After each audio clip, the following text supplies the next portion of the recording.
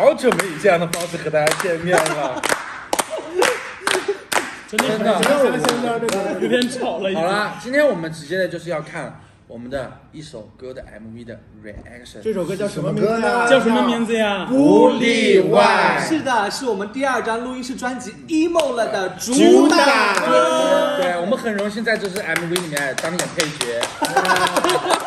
在自己的作品里当配角真的是。那主角是哪2位呢？主角是花开半夏光和少年的黎明旭，还有一个周一小姐姐。对，没错，辛苦2位，真的是给我们 MV 增添了很多锦上添花。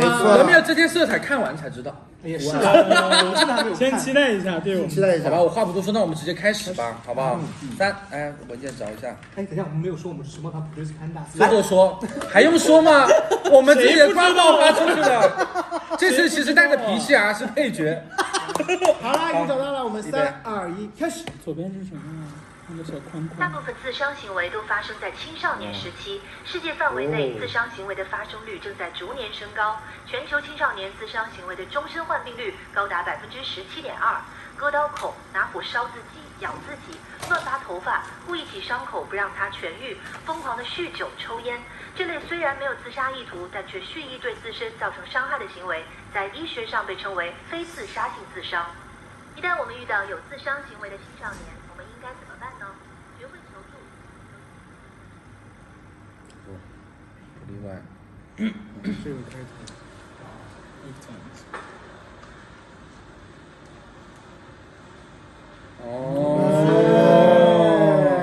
小孩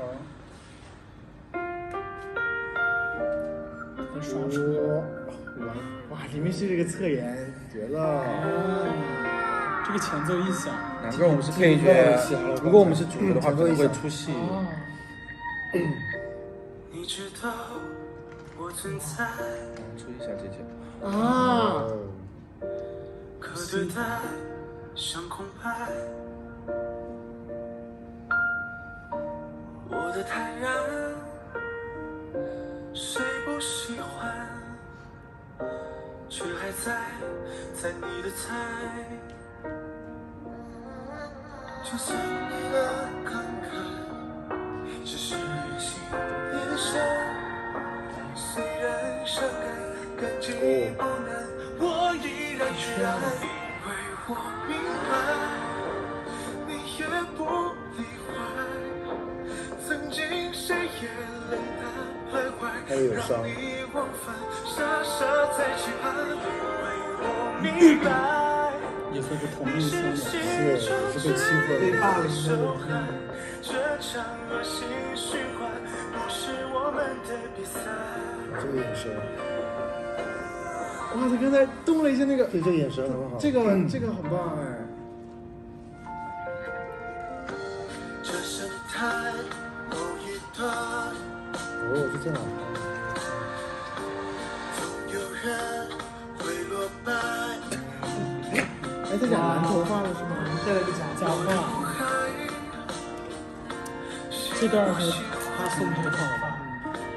不敢猜你的答案，就算你的慷慨只是心一闪，虽然伤感，感激不难，我依然去爱，因为我明白，你也不例外。哦，去探班的这一段，这一段，就这一段。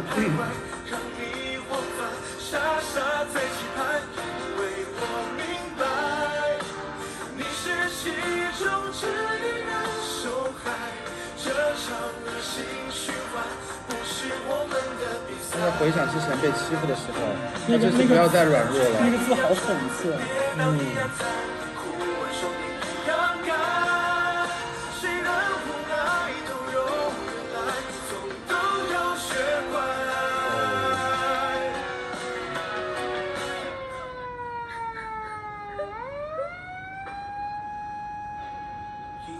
这比哥哥强。你也不例外。曾经谁也冷淡徘徊，让你往返，傻傻在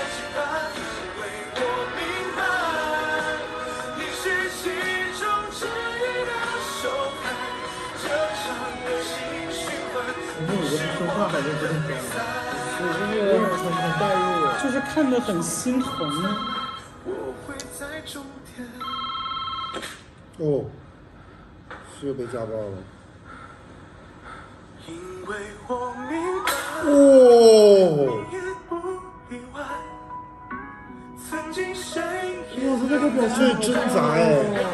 忘返，傻傻在期盼。因为我明白，你是其中之一的受害。这场恶性循环不是我们的比赛。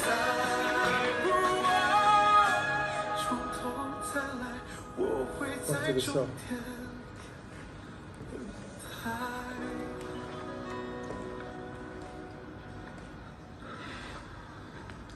答应我，我们不要再伤害自己了，好吗？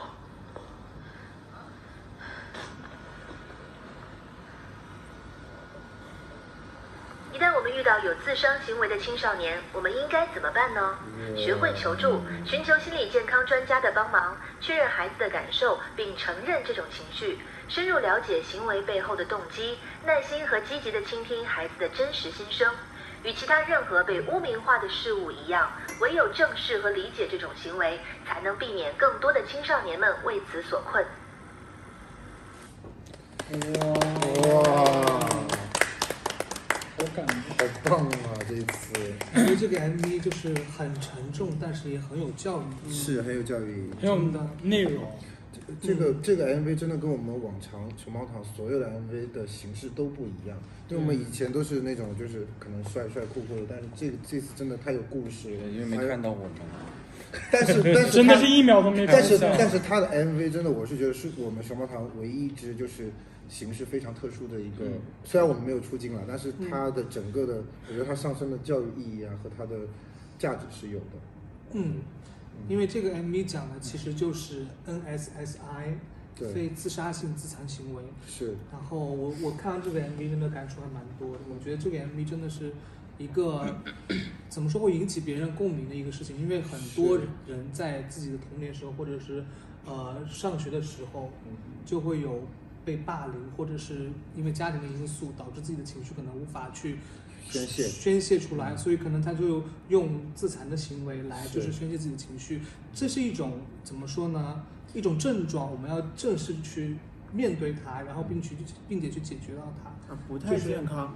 对对希望大家对，能找到一些个方法，能就是正视一下，如果有这样子的问题的话，去像我们的 MV 里边后面所说的，就是去咨询啊，去看一下心理医生啊，这些方法都可以的。说实话，上学的时候或许身边不缺乏这种人，但是我们以后说，如果现在你就在校园里面的话，如果能遇到像这样的朋友，你不要去害怕他，或者是怎么样，可以试着去尽量的去帮助他，或者是了解他。我觉得这就是我们 MV 的一个意义。对对对，是。就是看完之后好心疼。你觉得最戳你的点就是刚才还蛮多的，就是我看完之后觉得，就我们还挺幸运的，就是从小到大也没有接触过这些校园霸凌啊或者家庭暴力的这些，就觉得自己还挺幸运的。然后看刚才这个 MV 的时候，就林明旭好多段，就是他们俩在天台的那一段，我觉得还有飙车的那一段，我觉得就是还挺美好的，就两个，就是怎么说同命相连的两个人，都是受害者，惺惺相惜的那种感觉，就还蛮感动的。其实我还蛮感动的，因为我高中的时候曾经遭到霸凌。对，就是我真的。你高中的时候被霸凌？没有，我高中的时候就是因为我高中的住校嘛，然后我们也是这样，我们现在这种宿舍高低铺，就是他们一些就是比较不好的那个同班同学，他们会把你的衣服、被子全部都扔到门外去，而且门外是一滩水。是因为很久没洗嘛？哎呀，不是。然后就是，我觉得霸凌这个东西，可能每个人都可能会遇到，但是遇到之后呢，要怎么去把自己的情绪给消化掉，然后怎么去让自己不会去用自残的行为来转化这种情绪，这是一个每个人必学的一个功课。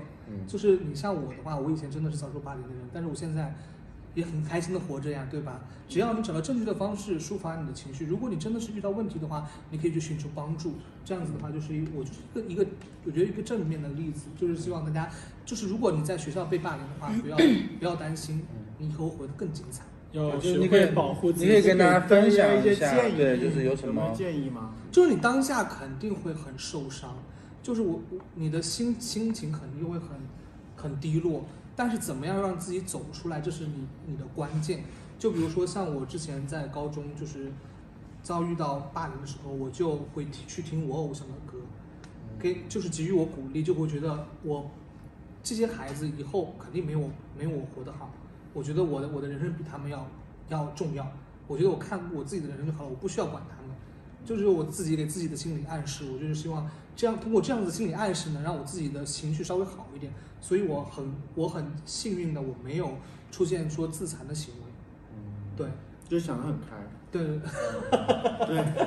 就是还是心理的建设还是比较健康的，还没有损伤到真正的说我要靠自残我才能解决我的就是宣泄我的情绪，还没到那一步，就是但是遭受过霸凌。对，而且我觉得这个 MV 真的让人家很带入，就是不管是黎明旭还有周一小姐姐的演技，还是说我们导演的这个对镜头的这个设计，真的能让人看完 MV 就是很带入进去，很有质感啊。对，现在对我们有很多的办法可以去解决这个问题。如果说你在校园当中，或者说你遇到了这种问题的话，有很多的现在国家也很注重这个问题，所以如果需要寻求帮助，一定要去说出来，找你身边的家人也好，老师也好，朋友也好，甚至说使用法律的武器去面对这些东西，一定要学会保护自己，千万不要伤害自己。其实说这个 MV 里面的吧，我觉得就是比较，刚刚我看其实有戳我的一点就是，就当他们俩最后就是两个人对视的时候，看着彼此的伤疤的时候，其实能感觉到就是两个同样是受害者受伤的心灵，两个人在一个。我刚开始还以为可能是一个就是讲爱情的或者什么，但是看了看之后其实不是的，他其实不是讲单单讲一下，我觉得他更多的是说两个受伤的人在一起，只有仅微的那一点点的温存在一起，互相鼓励，然后互相安慰，让对方说不要再伤害自己。这句话还蛮戳人的。对，最后那句话真的是戳到了。是，答应我以后不要再伤。丁丁呢？刚刚看完，看的跟你们就是不是一个意思。我是觉得，我觉得首先我觉得就是很感谢导演，就是能够拍出这样的一个短片，然后就是倡导大家就是了解这个非自杀的自伤行为。对。然后我觉得我们的歌在里面就是有这电影就是升华一下，推了一个感情。我是觉得看完了之后，我是觉得，最没有安全感的人最会给人安全感。其实他们两个就是有着一样的一个心态，但他们是最会给对方安全感的。就是我们以后，我们其实就是如果遇到这样的人，不是说要去怕他，而是我们要主动性的去包容他们，主动是给他们帮助，让他们产生信任。他们这其实不是像我们简单看着他们只是在身上自伤，我觉得更深层的是他们心里有过伤害。像小黎在里面演的就是他之前一直可能在工作中生活中一直被人欺负，他一直隐忍着，到最后他会觉得我不想这样子，我要爆发出来，然后但是爆发出来之后他还是会自伤。然后周一小姐也是的，一直在影片里面就是遭受父亲的家暴，他没有办法发泄，就是他的性格其实是那种比较内向的，他没有办法去开口去和大家说，周围也少了那种主动问的朋友，所以他只能用这样的方式去消磨自己，然后消化。所以我觉得如果你碰到周围有这样的朋友的话，我觉得他很需要我们主动去问一句，给他们主动的温暖。我觉得这个可能是我们想给大家传递的。我觉得导演也把我们想表达从歌里面表达的一些内容，其实在生活中还有工作中，其实我们谁都有受过伤害，受过委屈，我们和你们一样都不例外。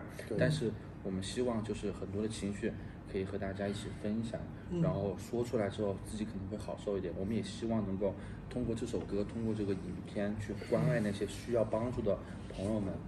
这可能就是我们熊猫糖想传给大家的一些能量。对，因为第2张专辑叫 emo， 其实它就是一种情绪的表达。我们也希望大家能听我们的专辑，能把自己不好的情绪能通过这张专辑去宣泄抒发一下，这样子你就会很开心的更开心的去面对自己的生活。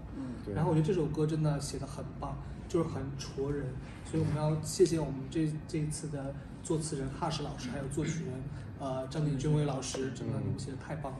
然后我们的导演真的特别棒，还有李明旭和周一小姐姐，你们演的真的很棒，感谢你们的出演，太厉害了，谢谢你们。李明旭以后在我心中的地位又高了一截，感觉就有竞争对手了。好了，是一个路数。我觉得你们会在正式版里面，当然这个是剧情版。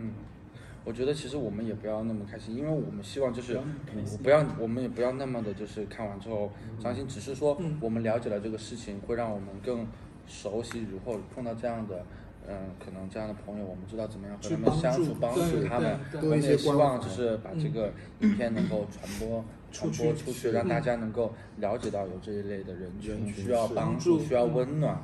所以呢，大家可以到时候把这个影片看了之后，可以在评论里面就是说一些很温暖的话，可能他们是这样的人群，他们在网络上面看到之后，能给他们带来一丝温暖的话，也可能是我们微不足道的一些力量。